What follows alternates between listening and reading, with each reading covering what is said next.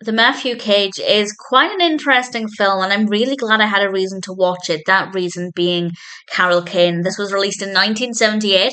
It's directed by Karen Arthur. It's written by Don Chastain. And we have a cast including, of course, Carol Kane as Cissy. We also have Lee Grant as Cissy's sister, Ellen. And it's about these two sisters who live in this house, this big house in LA, and one of them, Ellen, is level headed, and Cissy is, well, Wikipedia describes her as a dysfunctional eccentric.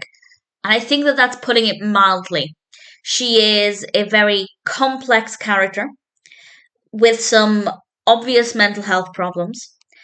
And the film is largely about the sisters' relationship and Cissy's increasingly disturbing behaviour. And I don't want to say any more than that. I could maybe give a tiny bit more away, but I don't want to. I don't want to spoil really anything about this. I will say that there were times when it maybe wasn't fully holding my attention.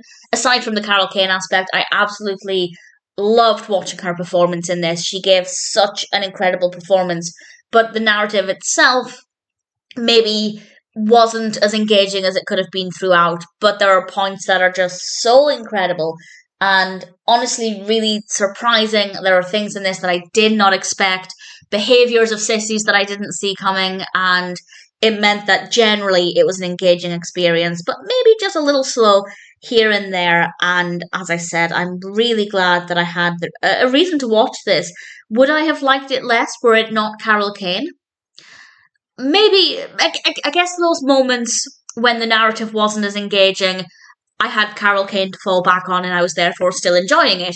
Had it been an actor I'd perhaps never heard of, even if their performance was great, yes, I will admit that the Carol Kane aspect made it an even better experience for me. But nevertheless, it's still a film with some really solid character writing, obviously some incredible performances.